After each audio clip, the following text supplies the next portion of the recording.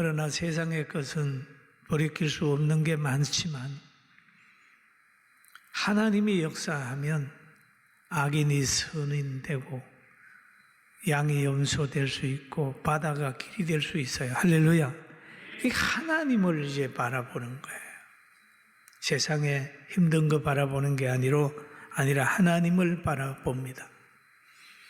그럼 하나님을 바라보면 희망이 있어요. 당시에 초대교회를 아주 괴롭혔던 사울이라고 하는 청년, 제사장과 장로들 늘 시기와 분노에 차있던 그들의 행동대원인 사울이라고 하는 사람이 예수 믿는 사람 박해하려고 저 다메섹으로 갔어요. 가는 길에 주님이 만나줬습니다. 주님 만나줬어요.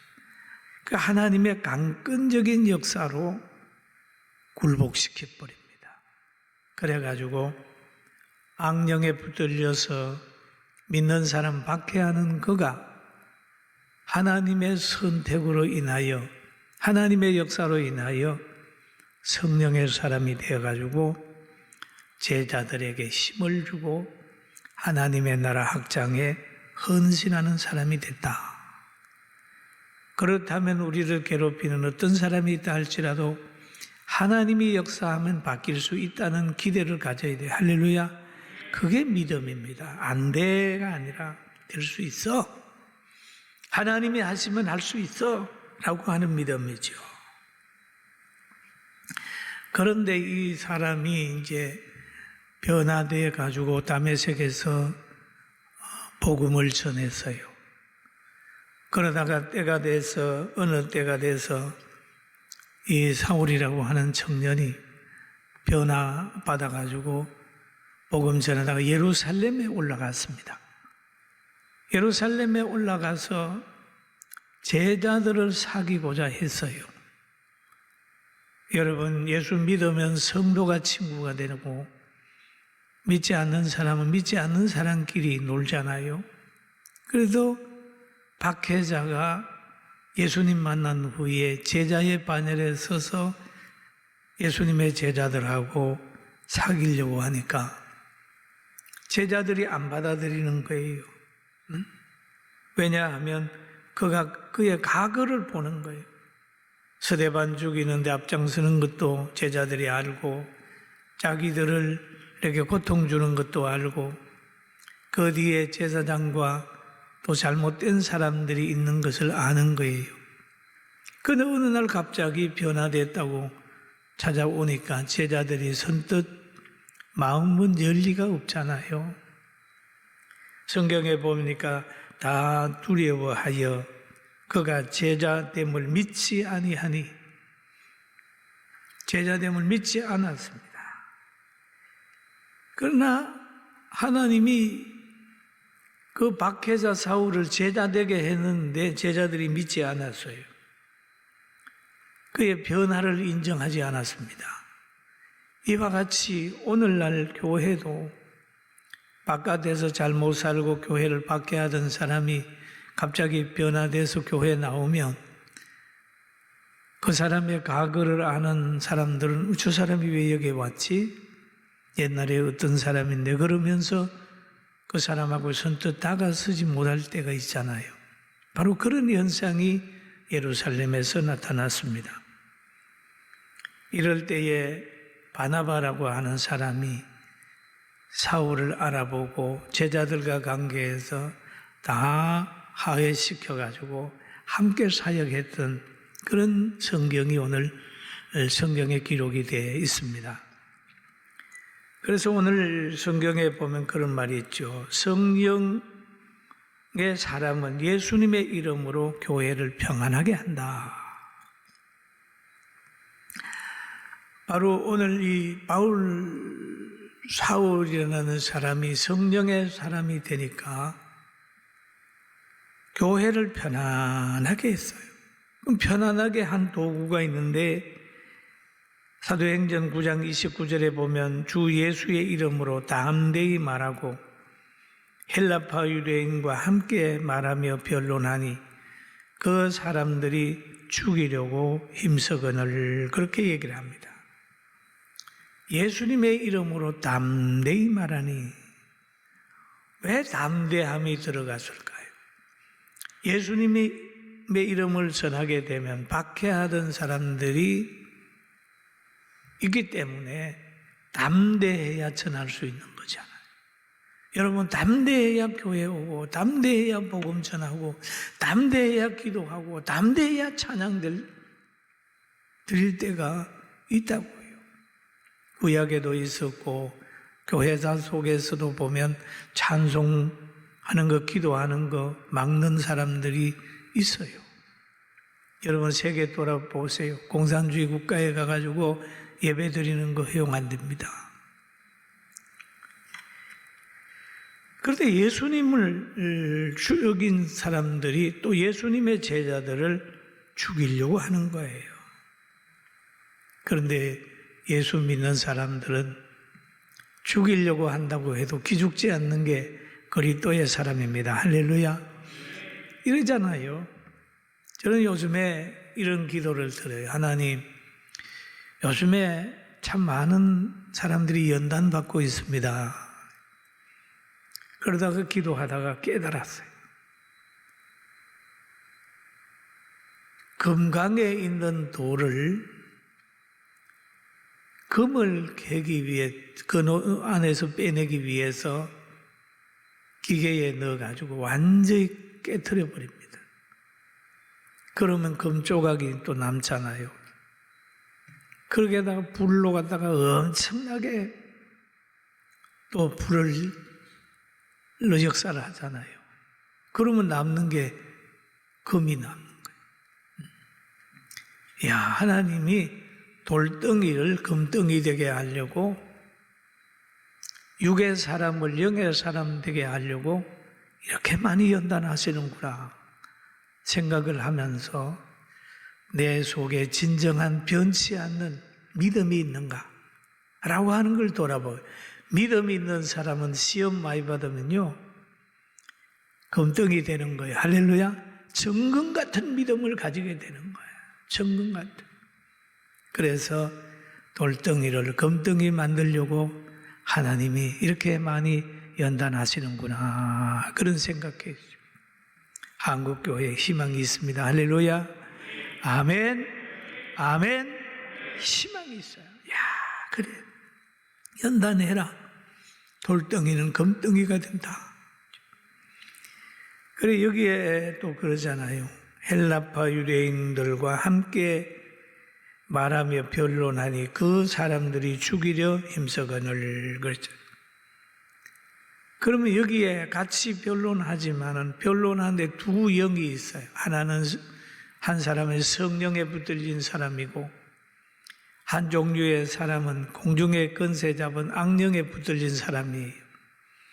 지금 대화를 하는데 여기에는 영적 싸움을 하고 있는 겁니다. 영적 싸움. 성령의 영은 사랑을 주고 용서를 하고 이해를 하고 회복을 시키면서 사람을 구원시키는 역할을 하는 거예요. 자꾸 하나 되게 하는데, 또한 영에 붙들린 사람들을 사람을 죽이려고 하고 예수 못 믿게 하고 예배 못 드리게 하고 기도 못하게 하고 뭐 그런 영으로 있는 거예요. 그렇습니다. 그 예수님 당시에도 그랬고 초대교회도 보면 사울을 지배하는 영과 제사장과 박해자들을 지배하는 영이 달랐단 말이에요. 영이 달랐다.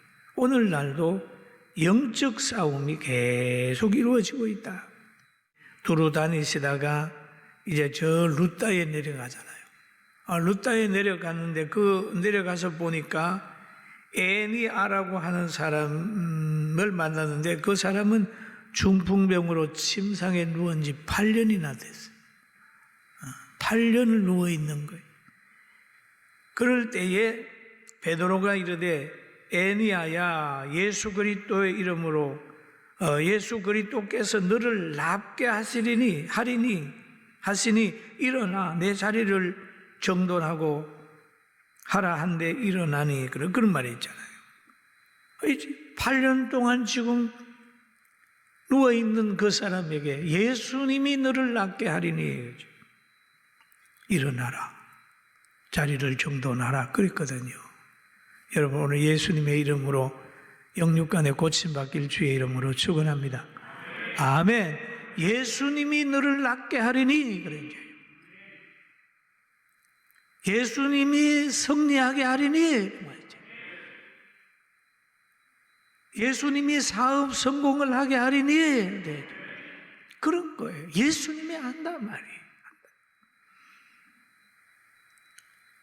그러니까 일어났어요. 그러니까 그 광경을 보고 막 루다와 시론에 있는 사람들이 예수님을 믿었어요. 예수님 믿었어요. 역사가 일어나 예수님을 믿었어요. 오늘날 한국교회가 이렇게 많이 부흥한 것도 한국교회 초기에는 많은 역사가 있었습니다. 저도 폐병 걸렸다가 예수님의 이름으로 고쳤어요. 할렐루야. 그러니까 저만 그런 게 아니에요. 우리 한국교회 초기에 지금 한 7, 80 연세가 되시는 목사님들 많이 체험했어요.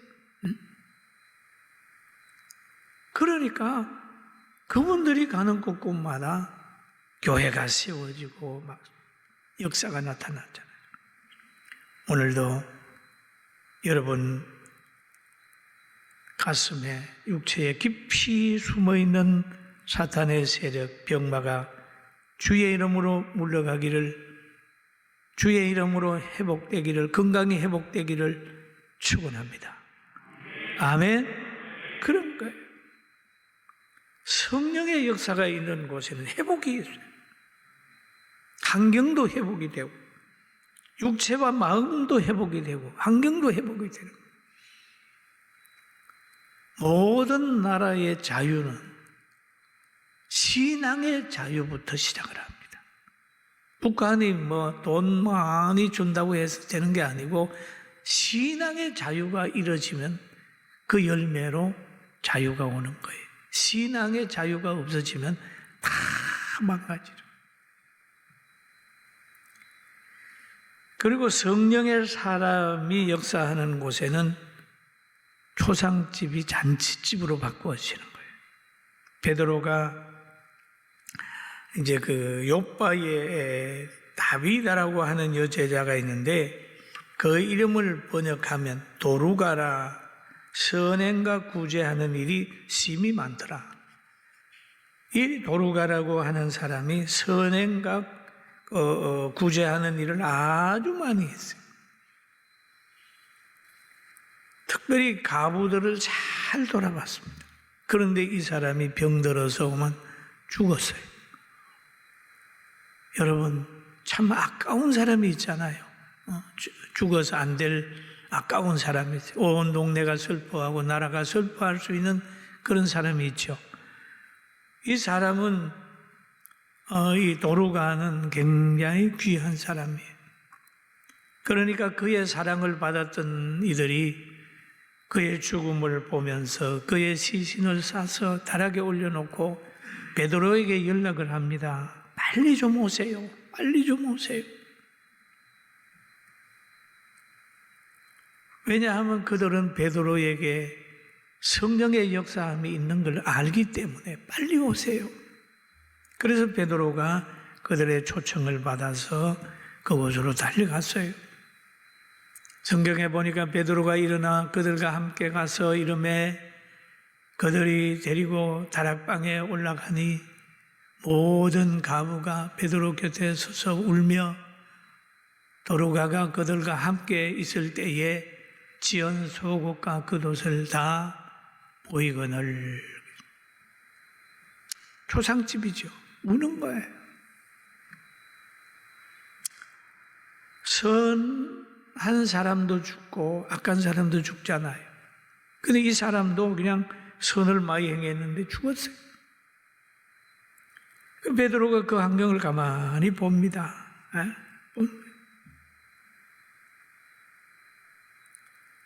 그 울음바다가 된 그 속에서 있는 거예요. 이럴 때에 베드로는 어떻게 했을까요?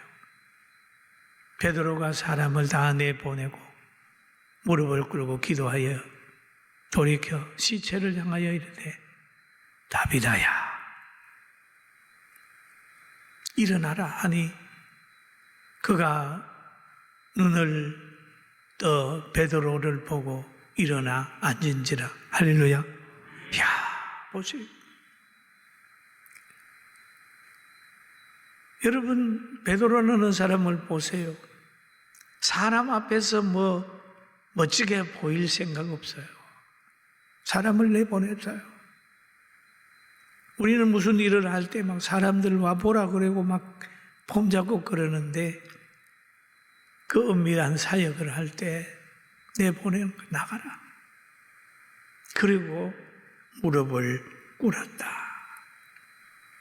무릎 꿇는 건 하나님 앞에 항복하는 거죠. 하나님 내 힘으로는 안 돼요. 나 좀 도와주세요. 나 좀 도와주세요. 사람에게 영광받을 욕망도 없고 베드로는 무릎을 꿇고 기도했어요. 기도해요. 여러분, 정말 죽은 사람, 인간의 힘으로는 살릴 수가 없는 그런 형편인 거 다 알잖아요. 그러니까 베드로가 무릎 꿇고 기도하잖아요. 여러분은 사업은 어떻습니까? 가정은 어떻습니까? 환경은 어떠나요? 내 힘으로 할 수 없다고 생각이 들 때 손 털고 못해? 그게 아니라 한 번쯤 하나님 앞에 무릎을 꿇어요. 하나님, 저 내 앞에 모여 흘러가는 저 홍해수를 가를 길이 없습니다. 나는 너무 연약해서 이 환경을 이길 수가 없습니다. 나는 너무 두려워서 할 수가 없습니다. 그런 게 있으면 무릎을 꿇고 하나님 앞에 기도하면서 믿음의 소리를 하게 되길 주의 이름으로 축원합니다. 할렐루야. 믿음의 소리. 다비다야 일어나라. 다비다야 일어나라. 하나님께 기도하고 하나님의 능력을 입어 가지고 다비다야 일어나라. 우리는 환경을 보고 좌절해 있으면 안 된다는 거죠. 인간의 힘으로 감당할 수 없다고 생각이 들거든. 베드로처럼 무릎 꿇어라. 인간의 힘으로는 도저히 회복할 수 없다고 생각이 들면 엘리야처럼 산으로 올라가서 기도하죠.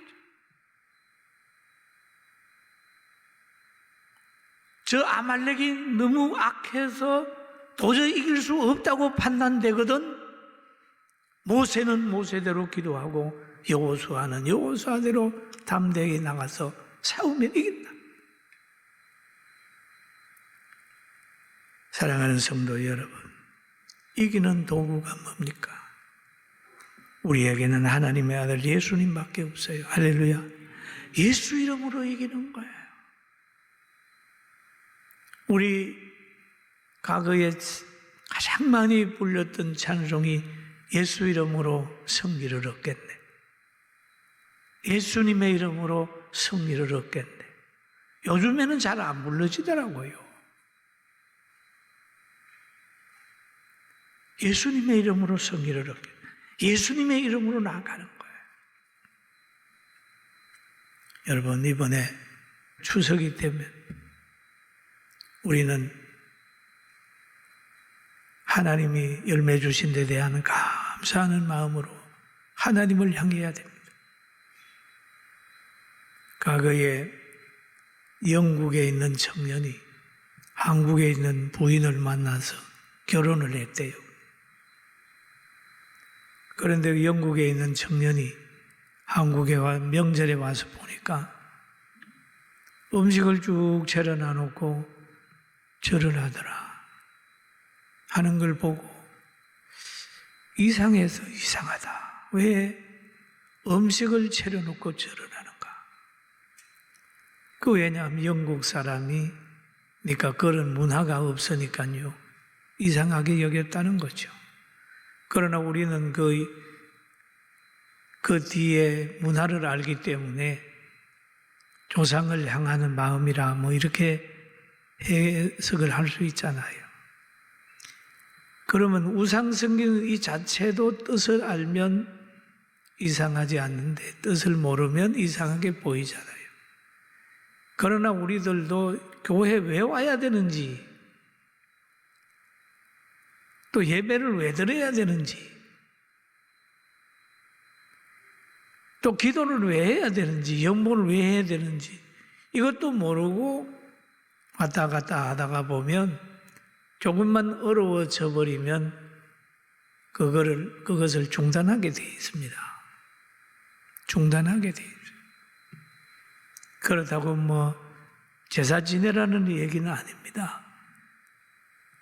하나님 앞에 예배 드리는 것은 조상도 좋고 가족도 좋고 다 좋은 거 예배 드리는 거 중요하죠. 그러나 우리가 기도해야 되는 건 하나님께 묻고 가는 거죠. 하나님께 보고하는 거잖아요. 찬송하는 것은 하나님께 영광을 돌리는 거예요. 전능자에게 영광을 돌리면 하나님 기뻐하시면 부귀와 장수를 가지고 있는 그분, 영원에서 영원까지 주장하시는 하나님께서 자기에게 영광을 돌리는 사람을 어떻게 대우하겠어요? 생각해보면 알아요. 그 다음에 이 교회에 나오는 거, 오늘 1부 예배도, 2부 예배도 나온 분들이, 목사님, 너무 기다렸습니다. 정말이 들어오니까 가슴이 시원했습니다. 그런 사람이 있고, 지금도 법도 지키고 신앙도 지키기 위해서 지금 차에서 어린 아이들하고 함께 쪼그리고 앉아서 예배당에 들어오지도 못하고 예배 드리는 사람 있잖아요. 이것은 여러분 좌절할 필요가 없어요. 그때 옛날이가 좋았다. 앞으로 본당에 들어가면 마음껏 찬양하고 열심히 하나님 섬겨야 되겠다는 마음을 이번에 꼭 가지게 되길 주의 이름으로 축원합니다. 아멘. 그렇게 이번 기회에 어떤 분들은 그러더라고요. 예수님 믿기 싫은 사람은 이번 기회가 아주 좋은 때다 하시고, 그러나 그 안에 믿음이 있는 사람은 이번 기회는 연단의 기회이기 때문에 신앙이 올라간다고 그랬어요. 여러분, 이번 기회가 신앙이 올라가는 기회가 되기를 주님의 이름으로 축원합니다. 신앙이 올라가는 기회다. 정금 같은 믿음을 가지는 기회다. 이렇게 생각을 하면 돼요. 희망이 있어요. 저는 우리 한국교회도 희망이 있고, 우리 교회도 희망이 있고, 우리 성도들도 희망이 있는데, 아까 이 얘기를 했잖아요. 하나님이 금을 캐는데, 돌이 그렇게 같이 있는 건 아닌데, 그 돌이 빠스라지고, 불을 가하게 되고, 그러면 금덩어리가 되는 거지. 믿음이 있는 사람은 이번에 확실한 믿음을 키우고, 믿음이 없는 사람은 그냥 금이 없으니까 다 사그려져 버리고 마는 거죠. 오늘 존귀한 여러분 꼭 되시기를 주의 이름으로 축원합니다. 예수님 믿으면 우리는 희망이 있어요. 그래서 오늘 여기에 본문에도 보니까 바울이 가는 곳곳마다 예수님의 이름으로, 베드로도 예수님의 이름으로, 한이 중풍병자가 나고 예수님의 이름으로 명하니까 죽었던 사람이 살아나는데, 오늘 예수님의 이름으로 영육간의 회복이 되기를 주님의 이름으로 축원합니다.